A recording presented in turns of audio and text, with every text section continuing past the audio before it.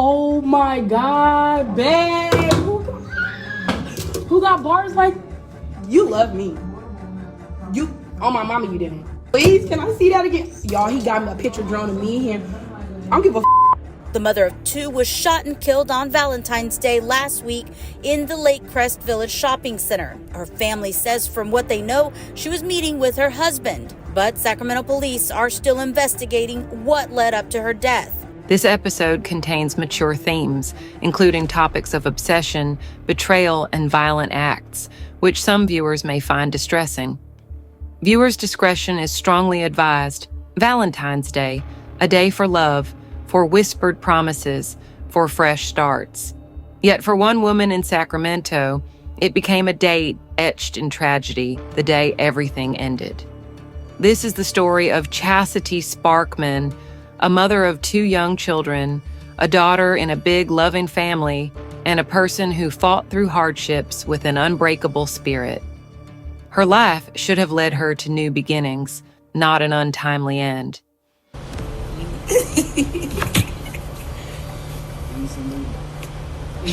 Isaiah. When Chasity first met Isaiah James, everything was so full of promise. They were just kids, full of hope, laughter, and dreams.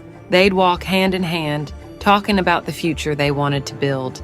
They became high school sweethearts, inseparable, sharing secrets and goals neither imagined would crumble. Over time, they started a family, blessed with children who lit up Chasity's world. She threw herself into motherhood, determined to give them every opportunity she never had. But life does not always bow to promises. When Isaiah went to prison, something shifted. Their love story, which had once felt unshakable, began to crack under the weight of separation. Please, can I see that again? Y'all, he got me a picture drone of me and I don't give a babe, let me see it. It was so beautiful. I looked hella cute though. Oh my God, babe. Who got bars like you love me? You, on my mama, you didn't. Chasity tried her best. She answered his calls, wrote letters brimming with encouragement, kept the connection alive. Hope was her constant companion, and she held on to it for as long as she could. Yet prison changes people, and when Isaiah returned, the man who came back wasn't the same one who left. Their once beautiful bond had dark corners now, corners filled with doubt, jealousy, and unresolved anger. Chasity did what mothers often do, put her children first and tried to shield them from the tension. Still, she never imagined how deep that tension ran, or just how final the consequences would become. Welcome to Crime of Passion. I thank you, my viewers, most especially my subscribers, for your support as we keep improving and bringing daily told and untold true crime of passion stories updates. Please don't forget to subscribe to this channel. What does it mean when love evolves into something entirely different, something that creeps into daily life and casts a shadow of control instead of comfort? Isaiah's calls from prison initially sounded warm, the kind of conversations Chasity clung to for solace and reassurance. Yet over time, they took on a chill she couldn't quite name. His voice, once filled with promises of better days, slowly became crowded with anxious questions. Where were you? Who had you been talking to? Why didn't you answer immediately? Before long, those calls lost any sense of tenderness they once held, replaced by a need for constant updates that left Chasity feeling cornered rather than cared for. No matter how she tried to shift the tone, chatting about the children's school activities, or sharing funny anecdotes from her day, Isaiah circled back to the same doubts, an endless loop of accusations and insecurities. The more Chasity tried to soothe him, the more the suspicion grew, as though each word of comfort only fueled his mistrust and heightened the tension between them. Family members sensed a difference in her demeanor. She started posting fewer photos online, and the vibrant spark in her eyes dimmed each time someone asked how Isaiah was adjusting to life behind bars. Even when she carefully avoided discussing his temper, those closest to her could see how often she paused before answering, weighed down by a desire not to reveal too much or spark conflict. It wasn't that Chasity was blind to the caution signs, far from it. She noticed every spike in his temper, every moment his tone sharpened into something that felt foreign and unsettling. Still, she believed that love could mend what anger had broken, clinging to the faith that this man she once trusted might regain the patience and warmth she remembered from their youth. She convinced herself that protecting her children meant trying to maintain peace, even if it meant taking on the weight of Isaiah's doubts and demands alone. Privately, she wrestled with an ache in her chest whenever the phone rang, a nagging feeling that these conversations were no longer building a bridge, but constructing walls she could not tear down. During quieter moments, she admitted to friends that the unease wouldn't leave her, that something about his manner hinted at deeper issues that apologies alone might never fix. Yet each time she pushed aside her anxiety, hoping that once he stepped outside those prison walls, the controlling edge in his voice might soften, replaced by a renewed sense of understanding. But every unreturned call or slight delay seemed to ignite his temper, and Chasity felt her own sense of peace slip further from reach, as if she were standing on a narrow ledge with nowhere safe to turn. She pressed forward, though, believing that a family deserved every chance to heal, never imagining how swiftly a quest for reconciliation could transform into a scenario no one would expect on a day meant for love. When February 14th finally arrived, she remembered a time when that date symbolized warmth and devotion. Little did she know, by the end of that night, everything she cherished would be irrevocably changed. Chasity pulled into the Lake Crest Village shopping center on Valentine's night, the headlights of her car cutting through the dimly lit parking lot. Despite the stillness of the hour, her thoughts whirled with anticipation, part apprehension, part hope. She clung to the possibility that a calm adult conversation might sort out co-parenting details for her two children, ages 6 and 8, who depended on both parents for stability. As she parked, she noticed Isaiah standing beside his vehicle. The way he crossed his arms, the line of his jaw set in tension, suggested this wouldn't be a simple talk. Next to him stood another figure, Aona Burgos, her posture rigid, her gaze unwavering. Immediately, Chasity felt a sharp jolt of unease. This wasn't the private exchange she'd prepared herself for, and the presence of another person only raised the stakes. The moment she stepped out of her car, she could sense the charged air between them. Isaiah's first words were harsh with accusation, his voice climbing a notch as he demanded to know why she had left him behind. He questioned her loyalty, wondering if she had moved on so quickly. Determined to remain calm, Chasity answered that she came only to discuss their children, explaining that unresolved tension couldn't continue poisoning the safe environment the kids deserved. Her tone was steady, though her heart pounded in her chest. From the side, Aona chimed in, her remarks laced with derision. She insinuated that Chastity's motives were insincere, mocking the idea that Chasity could just saunter in and have a civil conversation. Chastity's reply stayed measured. She reminded them that the well-being of the children was her main priority, and nothing else should take precedence. In that instant, the cold expression on Iona's face only hardened, as though she expected a different, more heated response. Isaiah closed the distance between them, his steps firm against the pavement. His voice lowered, but the intensity grew. He claimed that Chasity acted superior, as if she believed she could walk away from him and their life together whenever it suited her. She lifted her chin, met his eyes, and stated in a near whisper that all she wanted was peace and security for herself and the kids. Each syllable she spoke seemed to aggravate him further, the frustration flickering in his eyes like a warning light. Aona broke the tense pause, pressing Chasity to explain why, if she claimed to be done with Isaiah, she still bothered showing up at all. Chastity's answer was simple yet revealing. Regardless of adult disagreements, their children needed a father figure who was present and reliable. She admitted she'd hoped that by meeting in a public place, maybe they could find a path forward without fear or hostility.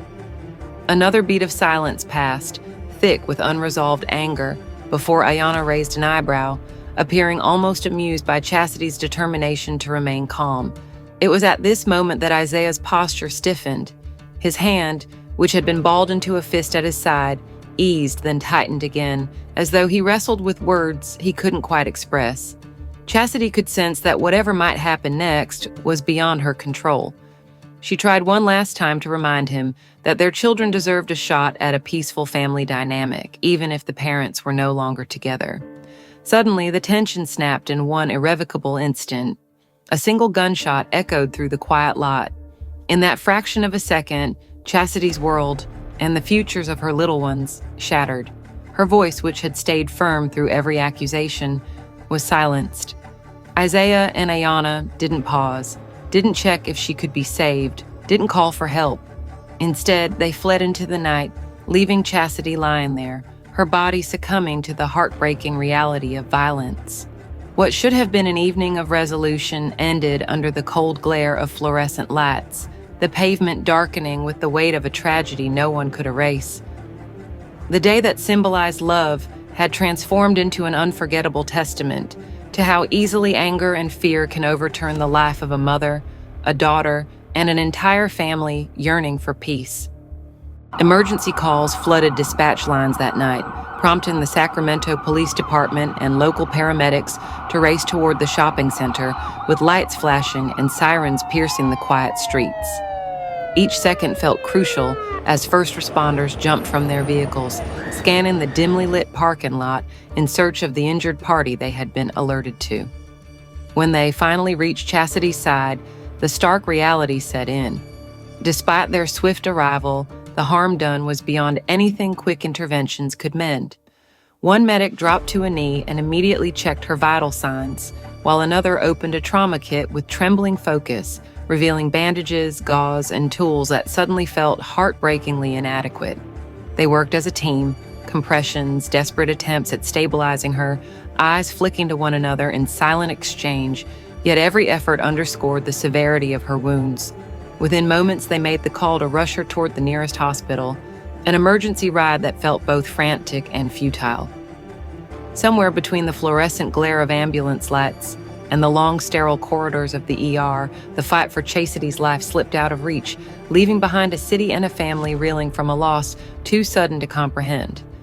By the time dawn light crept over Sacramento's skyline, news of her passing had already begun to ripple through neighborhoods and workplaces, sowing heartbreak among anyone who heard the name Chasity Sparkman. Her father, Alfonso Sparkman, known for raising a large, vibrant family, was hit hardest by the realization that one of his beloved children had been taken without warning. He described Chasity as the type of daughter who brought joy to any gathering, a bright soul whose absence would cast a permanent shadow over their close-knit clan. Friends whispered about the ache in their hearts, neighbors nodded grimly while discussing the tragedy, and even casual acquaintances felt the weight of losing a young mother who had once flashed them a kind smile in a grocery aisle. Most devastating of all were the innocent questions coming from her two children, both far too young to understand why their mother would never pick them up from school again or read them a bedtime story before tucking them in. Amid this whirlwind of sorrow, Isaiah James and his companion, Aona Burgos, were nowhere to be found. Vanished into the night, leaving behind only stunned witnesses and a flood of unanswered questions. Detectives who arrived at the crime scene gathered evidence, shell casings glinting under floodlights, footprints hastily etched into pavement, and a scattered sense of confusion that hinted at how rapidly the shooting had unfolded. Clues indicated that Isaiah and Aona likely fled Sacramento with alarming speed, prompting investigators to coordinate with federal agencies for an extensive coast-to-coast search. They knew time was ticking, and each passing hour risked letting crucial leads slip away. Authorities launched a nationwide alert, certain that the key to justice for Chasity Sparkman lay in catching the very individuals who had upended Valentine's Day into a stark representation of domestic violence. For weeks, the city remained on edge, clinging to any development in the case, while mourning a life ended far too soon. News crews captured candlelight vigils where friends and strangers stood in circles, sharing stories of Chastity's genuine warmth, her unstoppable work ethic, and the unwavering love she had for her children.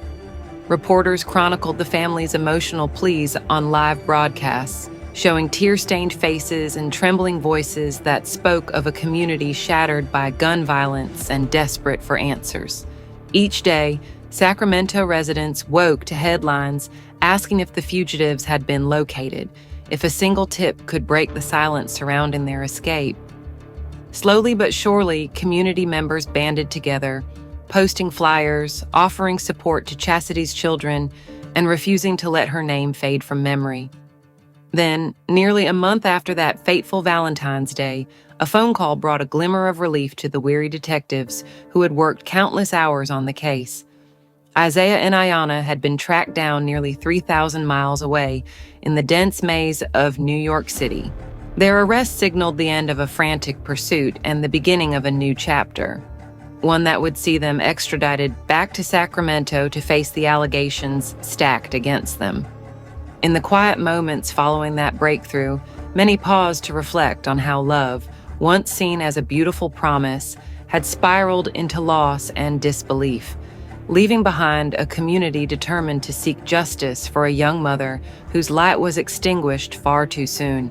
With the suspects finally in custody, a delicate sense of relief began to settle over Chastity's family and friends.